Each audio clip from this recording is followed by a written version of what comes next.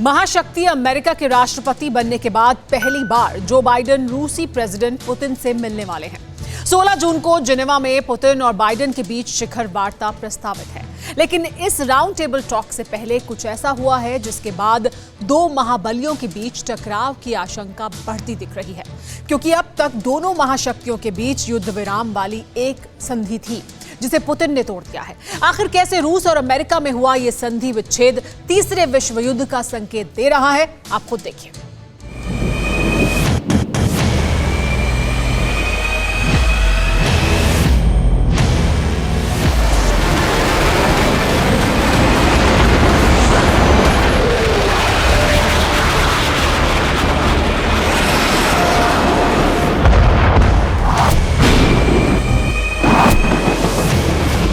दो महाशक्तियों के बीच ये दरार पहले से ज्यादा बढ़ती जा रही है।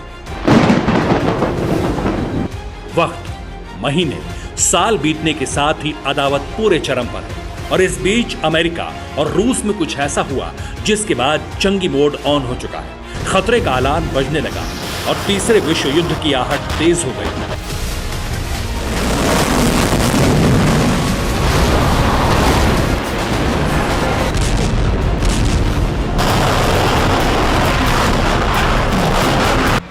वैसे तो अमेरिका और रूस परंपरागत दुश्मन माने जाते हैं, दोनों के बीच दशकों से तकरार है, लेकिन कभी भी इन दो महाबलियों ने आमने सामने की जंग नहीं लड़ी।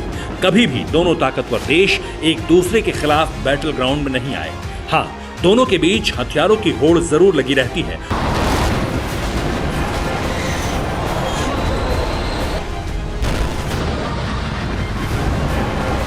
वो भी सिर्फ अपनी ताकत और कुव्वत की नुमाइश के लिए। मगर ऐसा क्या था जिसके चलते दोनों देशों ने युद्ध नहीं लड़ा? तो उसके पीछे की वजह थी 29 साल पुरानी एक संधि जिसे नाम दिया गया ओपन स्काई ट्रीटी। लेकिन अब ये संधि टूट चुकी।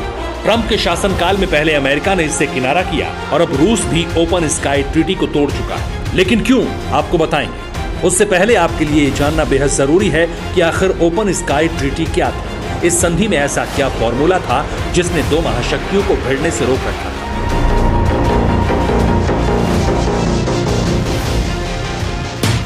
साल 1992 में फिनलैंड की राजधानी हेलसिंकी में संधि पर हस्ताक्षर किए गए।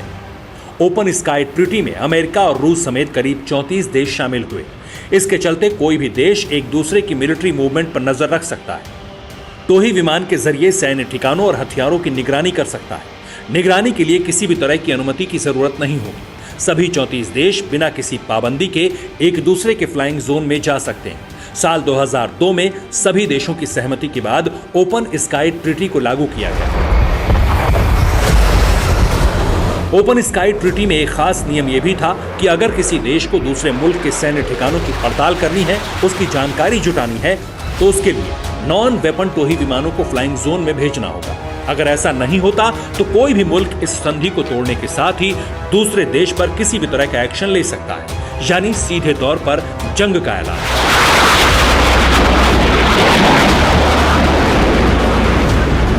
कोल्ड वॉर के दौरान अमेरिका और सोवियत संघ में जबरदस्त तकरार चल रही थी। रूस के डिफेंस सिस्टम और मिसाइलों ने सुपर पावर के होश उड़ा रखे थे। उसी के बाद से ओपन स्काई ट्रीटी पर विचार किया गया और 34 देशों ने इस पर सहमति जताई। लेकिन सबसे पहले अमेरिका ने इस संधि को तोड़ा। अमेरिका के पूर्व राष्ट्रपति ट्रंप ने 21 मई 2020 को ओपन स्काई ट्रीटी से खुद को अलग करने की चेतावनी और इसके कुछ वक्त बाद संधि से अमेरिका को अलग कर दिया। और इस संधि को तोड़ने के पीछे ट्रंप ने रूस को जिम्मेदार ठहराया। आखिर ट्रंप ने रूस पर क्या आरोप लगाए, पहले वो जानिए। रूस ने कई बार ओपन स्काई ट्रीटी का खुलेआम उल्लंघन किया। रूसी डिफेंस ने निगरानी के नाम पर बॉम्बर और फाइटर जेट उड़ाए। अलास्का और जॉर्जिया में रूस की तरफ से कई बार ऐसा किया गया। अलास्का के एयर जोन में 1500 बार रूसी बॉम्बर जेट ने उड़ान भरी।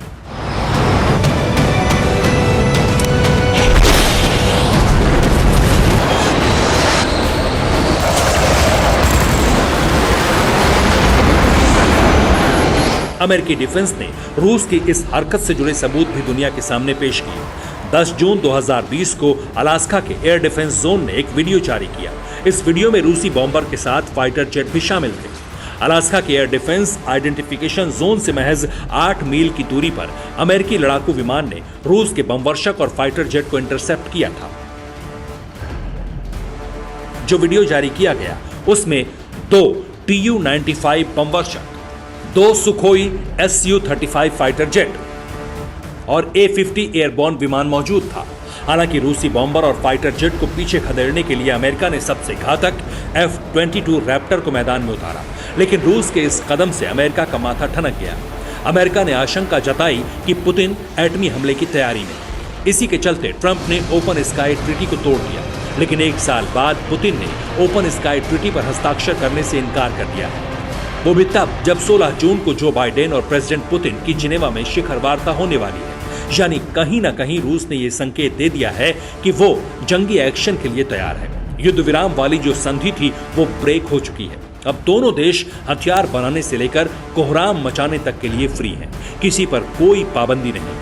अगर 16 जून को शिखर वार्ता में मसला नहीं सुलझा, अगर तनातनी ऐसे ही बनी रही तो बारूदी बवंडर मच सकता है। Bureau report, TV9 Bharatvarsh. परवाह देश की, सोमवार से शुक्रवार रात 10 बजे TV9 भारतवर्ष पर।